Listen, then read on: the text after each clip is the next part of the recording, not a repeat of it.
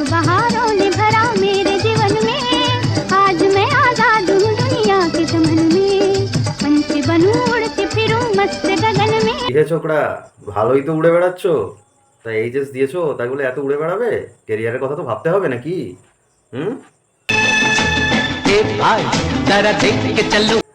আমি কিন্তু উড়ে বেড়াই না কাকু, আমি তোপসে চ্যানেলটাকে সাবস্ক্রাইব করে রেখেছি, ওখানে কেরিয়ার সম্পর্কে সব কিছু জানতে পারি। তাই আমার কেরিয়ার গোল পরিষ্কার, আমি হচ্ছে হোটেল ম্যানেজমেন্ট নিয়ে পড়বো।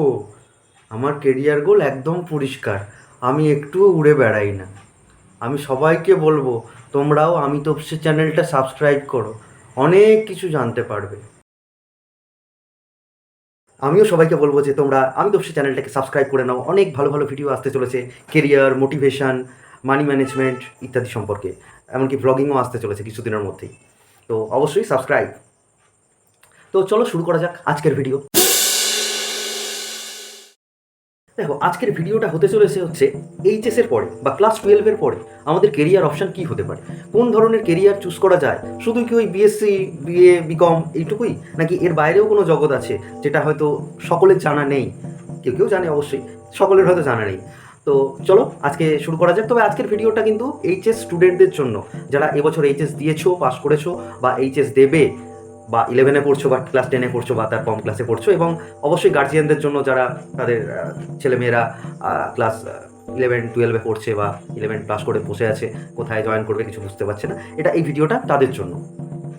তো প্রথমেই আসছি যে তুমি ধরো সায়েন্স নিয়ে পড়াশোনা করেছো ক্লাস 12-এ। সায়েন্স বলতে আমি বলছি ফিজিক্স, কেমিস্ট্রি, ম্যাথামেটিক্স, বায়োলজি, এই সমস্ত তোমার সাবজেক্ট ছিল। তো এই সমস্ত সাবজেক্ট থাকার পরে তুমি ক্লাস 12 পাস করার পরে কী কী কেরিয়ার অপশন পছন্দ করতে পারো? দেখো, প্রথমেই আসছি জয়েন্ট এন্ট্রান্সের ব্যাপারে। তো রাজ্য জয়েন্ট এন্ট্রান্স রয়েছে, মেডিকেলের যে জয়েন্ট এন্ট্রান্স রয়েছে সেই জয়েন্ট এন্ট্রান্স দিতে পারো। তারপরে হচ্ছে নিট এক্সাম যেটা রয়েছে অল ইন্ডিয়া মেডিকেলের, সেটাও দিতে পারো। তো সেখানে পাস করার পরে তুমি এমবিবিএস করতে পারো, বিভিন্ন যে মেডিকেল কলেজগুলো রয়েছে, বিডিএস করতে পারো। এমবিবিএস তো আমরা জানি যে মানে নর্মাল যে ডাক্তার যারা হয়, মেডিসিনের ডাক্তার কিংবা অন্যান্য যে অপথ্যালমোলজিস্ট ইত্যাদি, ক্যান্সারের ডাক্তার, এটা সেটা, যাই হোক সমস্ত এইটাই। আর একটা হয় হচ্ছে বিডিএস। বিডিএসটা কি? বিডিএস হচ্ছে ডেন্টালের ডাক্তার।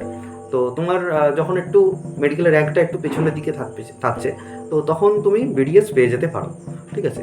তো ওটাও ডেন্টালের খুব ভালো কেরিয়ার অপরচুনিটি রয়েছে। এবার আসছি হচ্ছে আয়ুর্বেদ।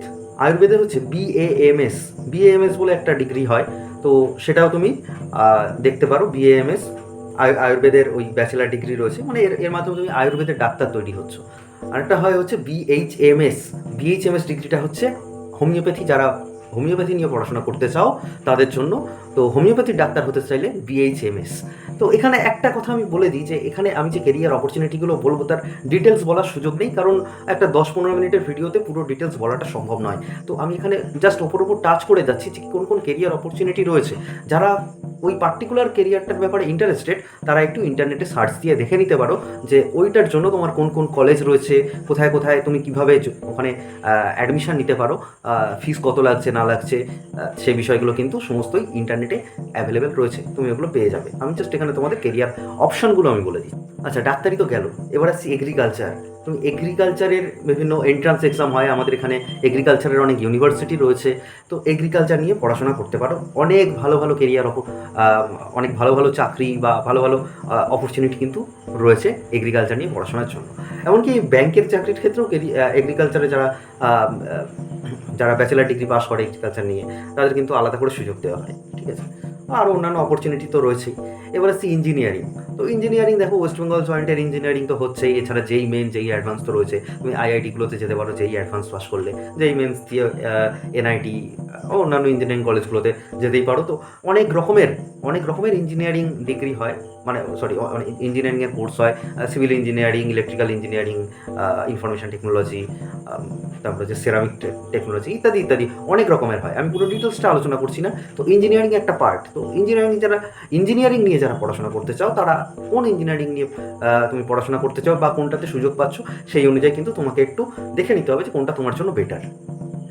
তারপরে আসছি ফার্মাসিস্ট, ঠিক আছে?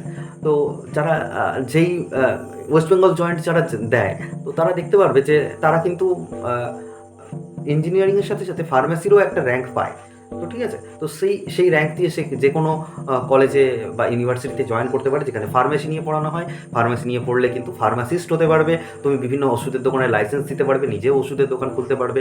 ঠিক আছে, এবং অন্যান্য আরও অনেক কেরিয়ার অপরচুনিটি রয়েছে, ফার্মাসিস্ট বিভিন্ন কোম্পানিতেও নেওয়া হয়। তো এইটুকু গেল। এবার আসছি হচ্ছে বিএসসি, যেটা নর্মাল জেনারেল কলেজগুলোতে পড়ানো হয়। তো বিএসসি তো আমরা সবাই জানি, বিএসসি তুমি জেনারেলেও বিএসসি করতে পারো, আবার অনার্সেও বিএসসি করতে পারো। তো অনার্সে বিভিন্ন ধরনের সাবজেক্ট রয়েছে, তোমার পছন্দ মতো সাবজেক্ট বেছে নেবে বিএসসি করার জন্য। তাছাড়াও হয় হচ্ছে বিএসসি নার্সিং, এখানেও কিন্তু একটা এন্ট্রান্স এক্সাম হয়। তো আর নম্বরের ভিত্তিতেও হয়, নম্বরের ভিত্তিতে আগে হতো, এখন সম্ভবত এন্ট্রান্স এক্সাম চলে এসছে। তো বিএসসি নার্সিং করার পরে তুমি কিন্তু ওই কোনো হসপিটালে নার্স হিসাবে জয়েন করতে পারবে। নার্সিংয়ের আরও এক ধরনের হয়, সেটা আর্টসের জন্য সাধারণত, সেটা আমি পরে আসছি। সায়েন্সের এছাড়াও অপশান আছে হচ্ছে ফিজিওথেরাপি, তুমি ফিজিওথেরাপি নিয়ে পড়তে পারো। এছাড়া ল্যাব টেকনিশিয়ান বলতে তোমার বিভিন্ন ওই যেখানে প্যাথোলজিক্যাল টেস্ট হয় সেই সমস্ত ল্যাবের টেকনিশিয়ানের জন্য যে ডিপ্লোমা কোর্সগুলো হয় বা এই সমস্ত কোর্সগুলো তুমি করে রাখতে পারো, তাহলে বিভিন্ন হসপিটালেও চাকরি পাওয়া যায়, বিভিন্ন ল্যাবেও চাকরি পাওয়া যায়। তো এটা একটা ভালো কেরিয়ার অপরচুনিটি। তো তারপরে আসছি যারা আর্টস নিয়ে পড়াশোনা করছো, যাদের সাবজেক্ট আর্টস ছিল ক্লাস 11-12 এবং পাস করেছো আর্টস নিয়ে, তো তাদের জন্য কেরিয়ার অপরচুনিটি কী কী হতে পারে। তো অবশ্যই তাদের বিএ তো করতেই পারো, ব্যাচেলার অফ আর্টস যেটা রয়েছে, সেখানে অনার্স রয়েছে, সেখানে জেনারেল রয়েছে, অনার্সে ডিফারেন্ট সাবজেক্ট রয়েছে। তো আমি বলবো যে সাবজেক্টগুলো তোমার পরবর্তীতে চাকরি পেতে সুবিধা হবে বা বিভিন্ন কম্পিটিটিভ এক্সামের ক্ষেত্রে চাকরির জন্য হেল্প করবে, সেই সমস্ত সাবজেক্টে অনার্স নিলে বেটার হবে। এটা আমার পার্সোনাল সাজেশন। যেমন ধরো হিস্ট্রি, যেমন ধরো জিওগ্রাফি, যেমন ধরো পলিটিক্যাল সায়েন্স, ইকোনমিক্স, তারপরে হচ্ছে ইন্টারন্যাশনাল রিলেশনস। তো এই সমস্ত সাবজেক্টগুলো নিলে কিন্তু তোমার অনেক হেল্প হবে ভবিষ্যতে চাকরি বাকরির ক্ষেত্রে। তাছাড়া হচ্ছে বিভিন্ন ল্যাঙ্গুয়েজ সাবজেক্ট বলতে বাংলা, ইংলিশ, ফরেন ল্যাঙ্গুয়েজ, সংস্কৃত, এই সমস্ত ল্যাঙ্গুয়েজ নিয়েও পড়াশোনা করতে পারো। কেরিয়ার অপরচুনিটি রয়েছে, তুমি টিচার হতে পারো, প্রফেসর হতে পারো, মানে স্কুলের শিক্ষক হতে পারো, প্রফেসর হতে পারো। তো এই ধরনের কেরিয়ার অপরচুনিটি রয়েছে। এছাড়াও আর্টস নিয়ে পড়লে তুমি কোথায় জয়েন করতে পারো, মানে কোথায় যেতে পারো, সেটা হচ্ছে তুমি ল নিয়ে পড়াশোনা করতে পারো। ল অর্থে উকিল, আমি উকিল হব, এরকম একটা ব্যাপার। তো এলএলবি কোর্স রয়েছে এবং আরও অন্যান্য কোর্স রয়েছে, ডিপ্লোমা কোর্স রয়েছে লয়ের জন্য। তো সেইগুলো নিয়েও কিন্তু পড়াশোনা করা যায়। অনেক ইউনিভার্সিটি, অনেক কলেজ কিন্তু লয়ের জন্য রয়েছে। তারপরে আসছি অ্যানিমেশন অ্যান্ড মাল্টিমিডিয়া, এটাও কিন্তু তুমি ক্লাস 12-এর পরেই জয়েন করতে পারো। অ্যানিমেশন অ্যান্ড মাল্টিমিডিয়া বা অ্যানিমেশনের কোর্স করে বিভিন্ন জায়গা থেকে অ্যানিমেশনের কোর্স করানো হয়, সেটাও কিন্তু তুমি ব্যাচেলার ডিগ্রির মতোই একটা কোর্স করতে পারো। ঠিক আছে, আমারও সেই অপরচুনিটি এসেছিলো, আমি যদিও যাইনি। তো এইটা তুমি ব্যাচেলার ডিগ্রি করে অ্যানিমেশনের বিভিন্ন কোম্পানিতে চাকরি পেয়ে যেতে পারো, ভালো মোটা মাইনের চাকরি। ঠিক আছে, অ্যানিমেশন অ্যান্ড মাল্টিমিডিয়া খুব ভালো অপরচুনিটি, এবং পশ্চিমবঙ্গ সরকারের পক্ষ থেকেও বোধহয় একটা কোর্স করানো হয়, সেটা একটু তোমরা খোঁজ নিয়ে দেখো। তারপরে আসছি ফ্যাশন ডিজাইনিং, এটাও একটা খুব ভালো কেরিয়ার অপরচুনিটি। যারা ফ্যাশন ডিজাইনিংয়ের ব্যাপারটাকে পছন্দ করো, তারা এই দিকে যেতে পারো। এখানে বিভিন্ন এক্সাম হয়, যেমন হচ্ছে NIET, IIAD, NIAD, DAT ইত্যাদি এক্সাম যেগুলো রয়েছে, সেগুলো পাস করে কিন্তু এই ফ্যাশন ডিজাইনিংয়ে ঢুকতে পারো। এবার আসছি ছোটোবেলায় যখন আকাশ দিয়ে প্লেন যেত, উড়োজাহাজ যাচ্ছে, মানে কত মজা, হাত নেড়ে দিতাম, এরকম টাটা করে দিতাম, প্লেন যাচ্ছে।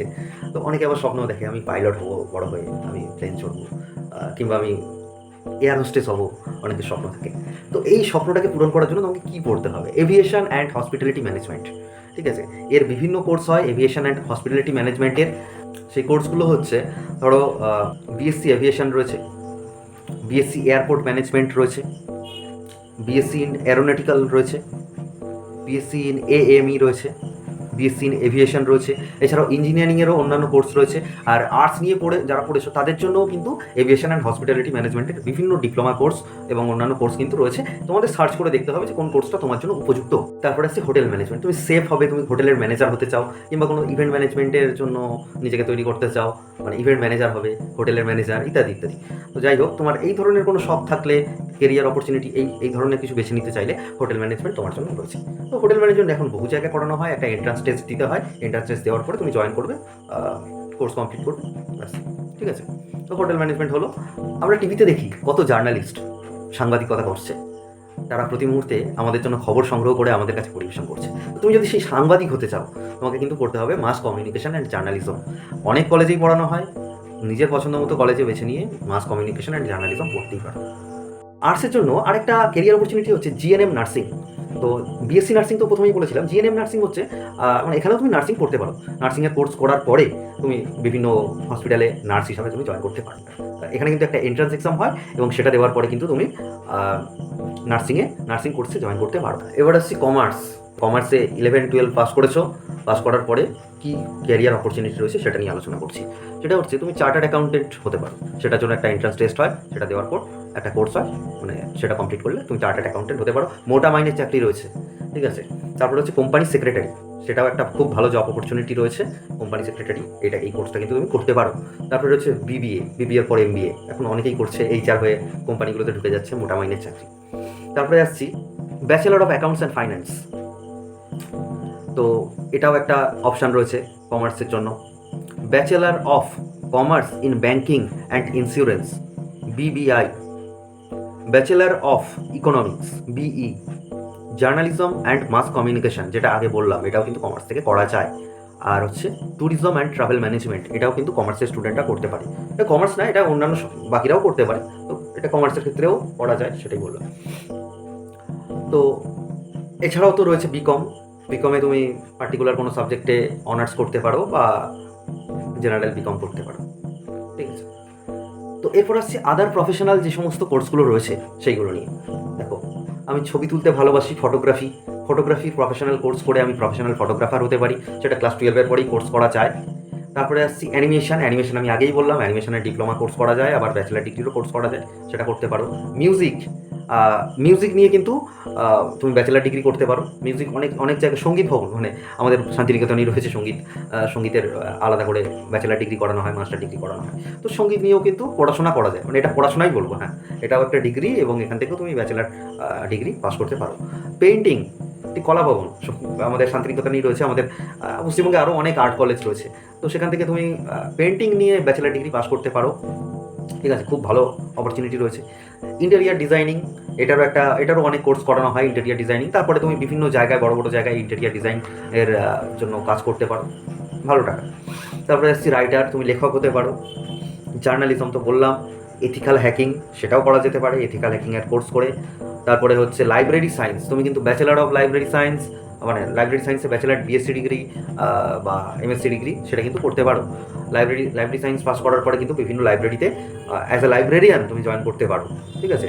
তারপরে হচ্ছে বিভিন্ন ফরেন ল্যাঙ্গুয়েজ নিয়ে পড়তে পারো, ফরেন ল্যাঙ্গুয়েজ, ঠিক আছে। চীনা ভাষা, জাপানি ভাষা, রাশিয়ান ভাষা, ইত্যাদি অনেক ভাষা আছে, পড়াশোনা করতেই পারো এবং সেটার এক্সপার্ট তৈরি হতে পারো। আচ্ছা, ওয়েব ডিজাইনিং এটারও কোর্স করা যেতে পারে, ওয়েব ডিজাইনিংয়েও ভালো অপরচুনিটি রয়েছে।